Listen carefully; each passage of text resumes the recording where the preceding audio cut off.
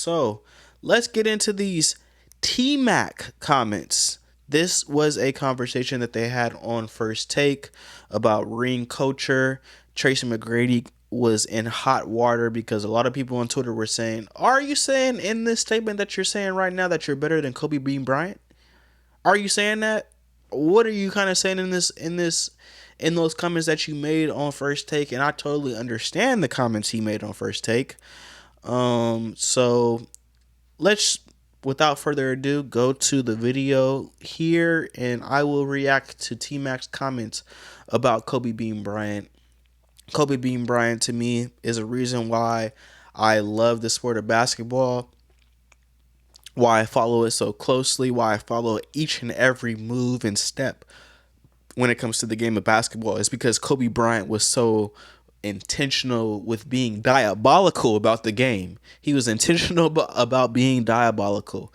That's how I explain Kobe Bean Bryant, my favorite player, a person that that's will and mentality makes me get up every day and do what I love to do and strive for what I love to do. It's because of Kobe Bean Bryant. So any comments? Yes, it was 3 weeks ago. Yes, it's been a while, but any comments about Kobe Bean Bryant, I will react to, because that's the reason I fell in love with the game of basketball. That's the reason why I fell in love with the things I love, and that's the reason why I'm gonna go get the things that I love. In the manner that I'm gonna go get them, because Kobe Bean Bryant showed me the way. When you want to do something and when you love something, this is how you treat it. You're a cerebral assassin with it. You study the thing that you love. You study it to a T. I'm calling Michael Jordan at 3 a.m. in the morning. I'm asking him about the fadeaway shot. I'm asking him about different things about the game. I'm watching his old film, because you have to be a student of the game before you master the game. You have to be a student of the game before you master the game. That's what Kobe Bryant taught me. That's my favorite player to ever play this game. And yes, I'm going to honor him. T Mac, let's see what he said on First Take. Let's not get too crazy. You know how the Kobe fans is. Let's see what he said. What defines greatness? Is it the championship? That's one of the elements. In some cases, yeah. I don't see anything he said wrong. I didn't see your response, but for me, we have too many talented players that come through this league that are championship worthy. What I mean by that, if you take them off a team that is a championship quality team, replace me with Kobe with Shaq. I don't win a championship. You don't think I could carry the Lakers to a championship? Like, I've never had the opportunity. Correct. I felt like if I was put in that position to win a championship, I damn sure would show up and do what I do in the playoffs. I was never put in that position, Steve. And they added another layer onto it. Okay, I'm gonna react to that and just that. I think this is the reason why people were so mad on social media, and there was backlash on T Mac. How dare could you say that you could do what Kobe did, and this and that and that and this of that nature. I don't think T Mac was saying that necessarily. I just think that they were saying evaluate the talent for what the talent is. Now, Gilbert Arenas,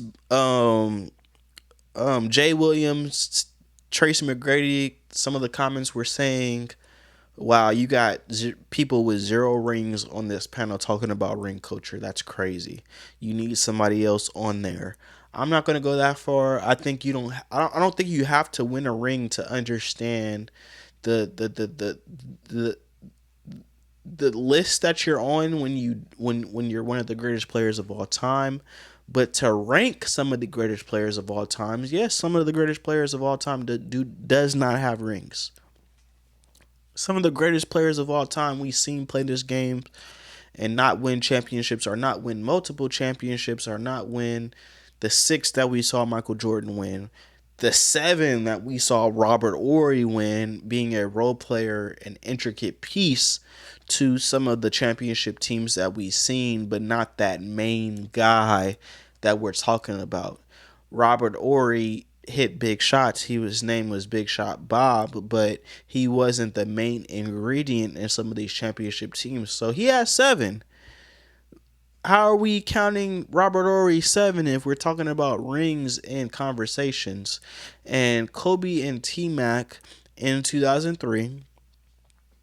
Kobe Bryant now has 3 championship rings, and Tracy McGrady is averaging 32 points a game at the time and taking the league by storm. We're asking the questions, who's better?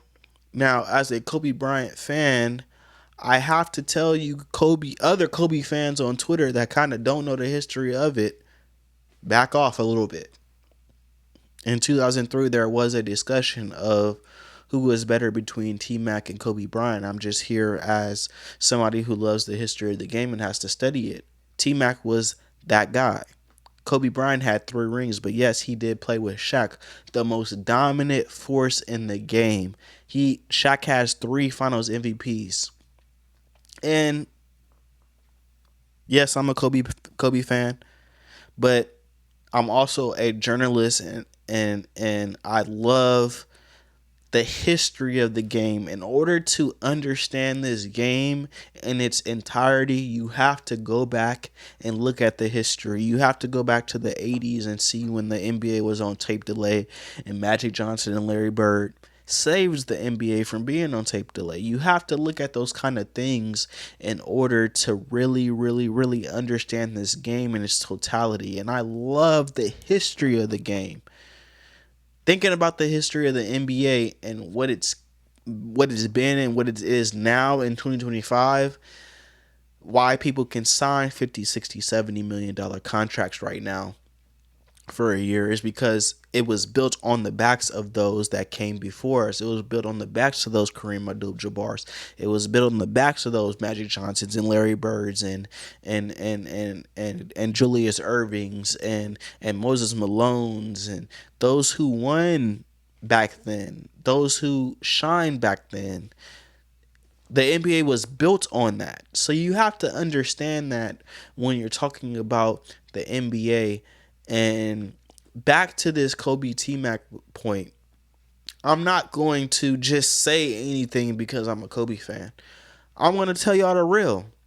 But I'm going to also tell y'all why Kobe separated himself from the likes of T-Mac, from the likes of Allen Iverson, from the likes of Vince Carter, from the likes of those that were in his same tier, you would say, in 2003.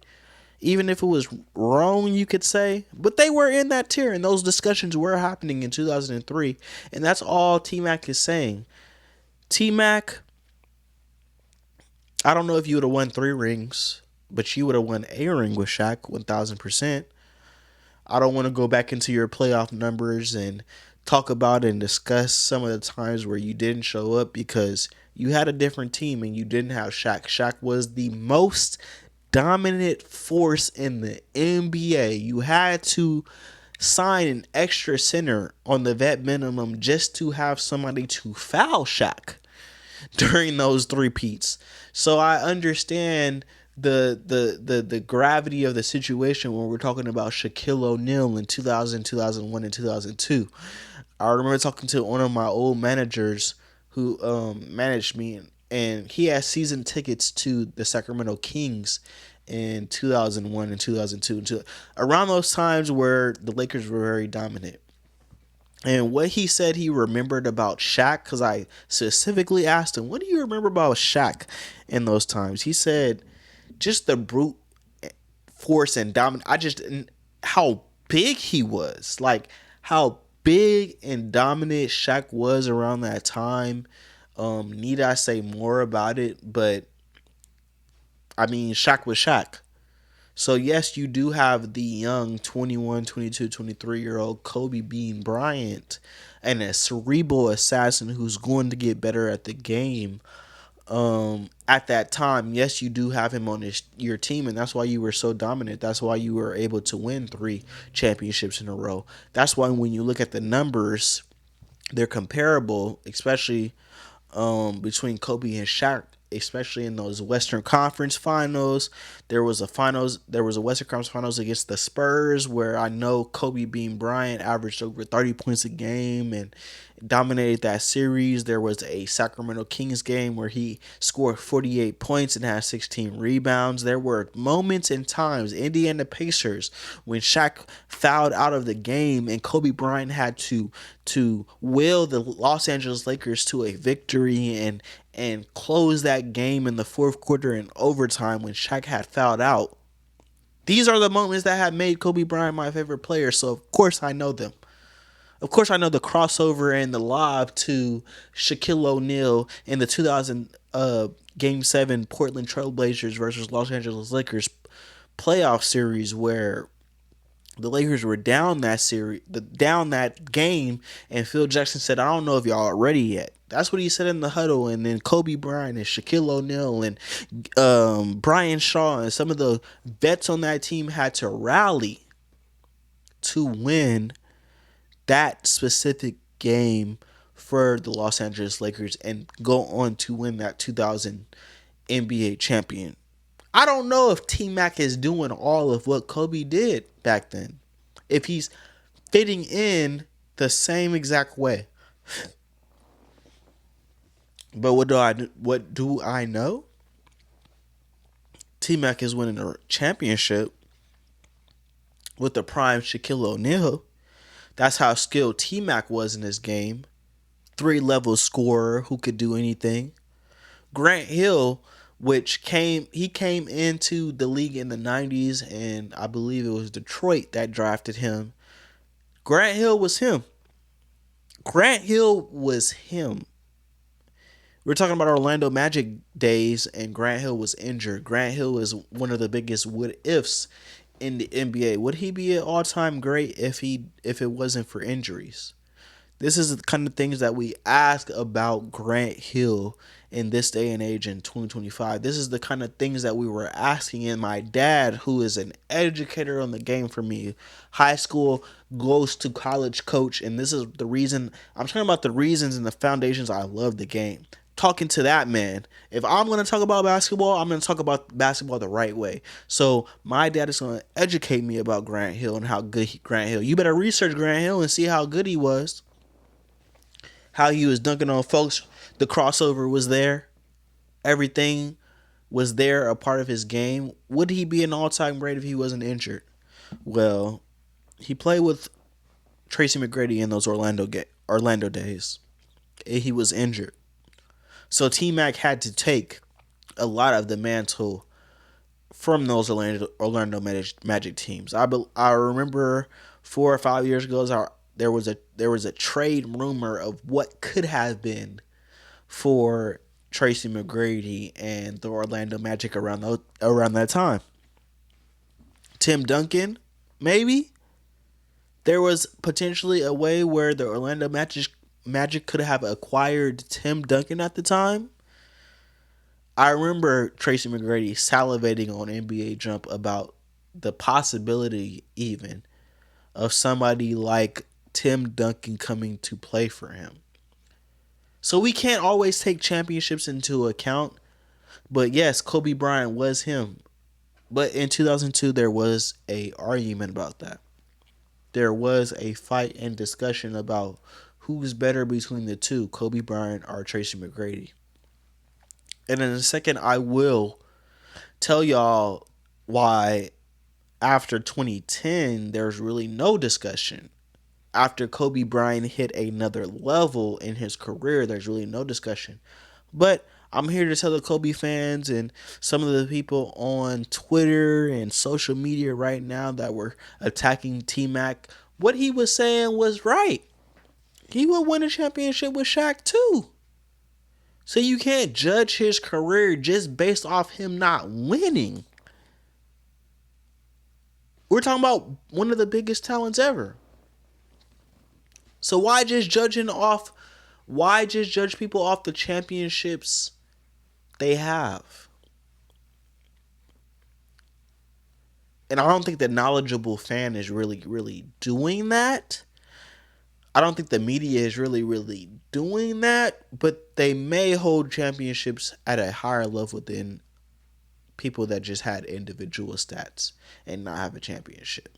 What I'm saying is we have to appreciate the person and the player that we're seeing, regardless of championship or not. And Tracy McGrady is a prime example of that. Charles Barkley is a prime example of that. Patrick Ewing is a prime example of that. There are people in the 90s that lost to Jordan. There are people throughout their careers. Chris Paul, which I think is one of the best point guards of all time, does not have a championship. You still have to judge the player based off who the player is and not the championships. So I think it's big that you do have the championship. I think you are a high level player when you do have that championship in your main ingredient. But I don't think it's the say all be all. And Tracy McGrady's comments about it, I don't think are wrong. Now,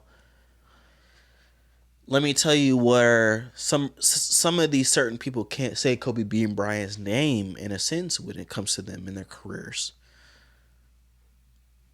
After 2003, the Lakers lose to the San Antonio Spurs in the playoffs. Okay, let's revamp.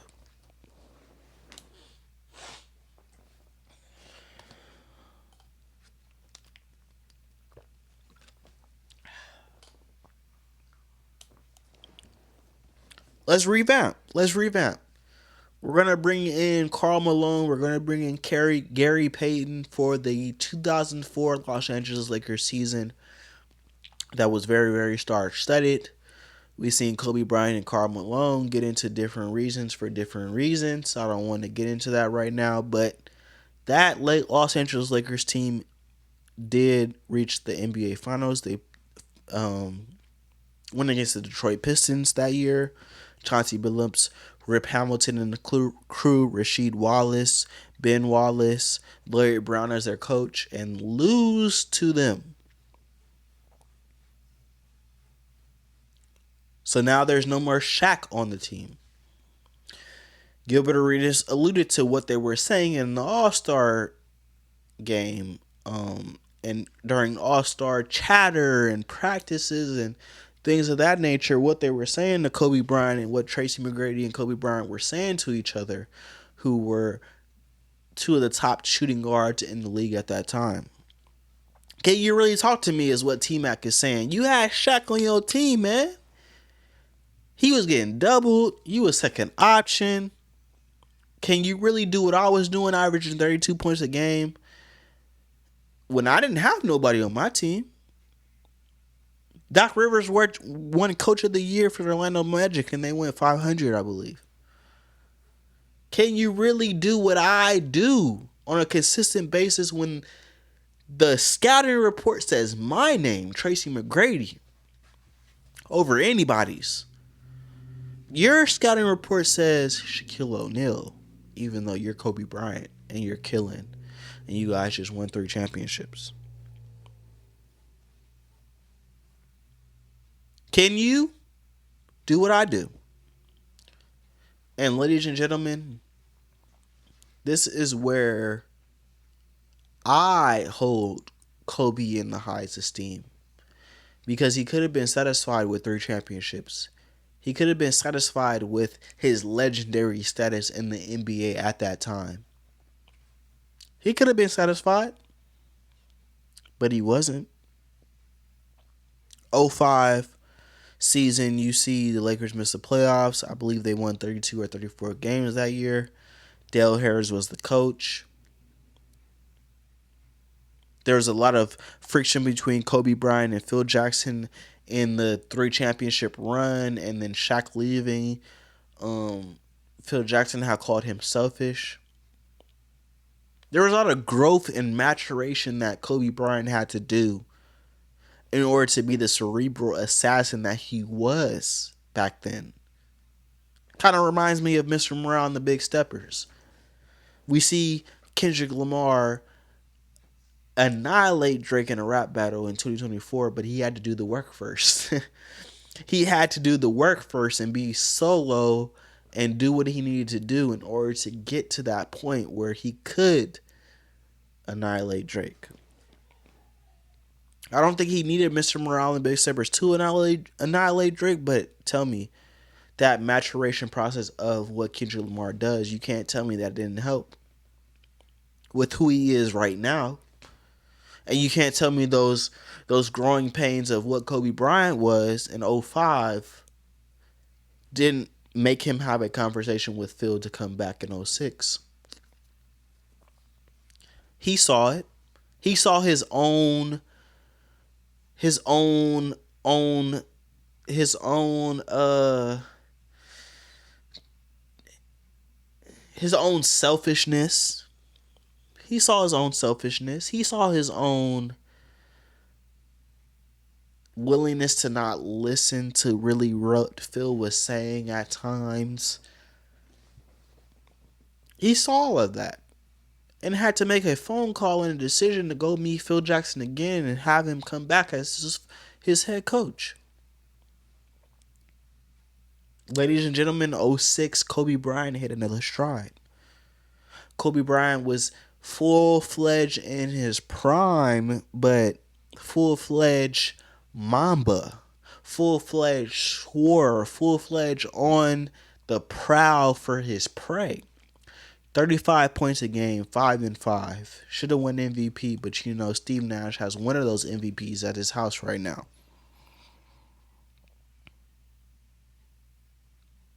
62 points in 3 quarters. 81-point game versus Toronto Raptors. This is what the 2006 Los Angeles Lakers looked like with Kobe Bryant at the helm. Individually, I'm up here. I'm averaging 35. Yes, T-Mac, you averaged 32. Yes, T-Mac, you scored 60, but I did that in 3 quarters. I scored 81 points. I had some astounding scoring months. How does he not win MVP? Neither here nor there. 2007, 65 points against the Portland Trail Blazers. I have Kwame Brown as my center. I have Smush Parker as my point guard. I have Chris Mim. I have Luke Walton. I have a collection of people, but it's just not enough to achieve the highest goal. Where does Kobe Bryant separate himself from the Allen Iversons, Vince Carters, Tracy McGrady's of the world? Ray Allen's of the world? Yes, better probably after the 3 championships, yes. But where do I separate myself? Where do I not even make this a discussion? I go and win again. Pau Gasol acquired in 2007-2008 from the Memphis Grizzlies. Thank you, Jerry West. We make the finals in 2008. We don't get there, but 2009 and 2010, guess what we do? We go back to back. Kobe Bryant solidified himself as one of the greatest ever. As to me, a top 10, top 5 player ever. During that time, during the 2006 to the 2010 era. That's when he hit another plateau. A plateau that, unfortunately, Tracy McGrady did never get to reach. Could he have reached it? No, I don't think so. That's what I say. But I can't say that based on injuries, based on positioning. I didn't get a Shaquille O'Neal right off the bat when I was drafted in. So you still have to be real about Kobe Bryant with also acknowledging what beast Kobe Bryant was and why that second era of his career plateaued him. That's who Kobe Bryant was. He was a worker. He didn't let the first 3 championships define him. He said, I need more. And that's who Kobe Bryant is to me. Somebody who always wanted more and who always digged for the things he loved. He loved the game of basketball, and he would dig until he couldn't dig no more. He gave everything he could to that game. And that's why I love him as my favorite basketball player of all time. But let's just hop off T-Mac for a sec. Yes, in 2003, it was a conversation. 2004 and beyond, I don't know if it was a conversation. I doubt it. But that's when Kobe definitely solidified himself as a basketball great, as a top 10 all time, no matter what you want to say. We know what Kobe solidified himself as. That's why I love the game, and that's why I love to cover the game. Because of people like Kobe Bryant who gave everything on the court.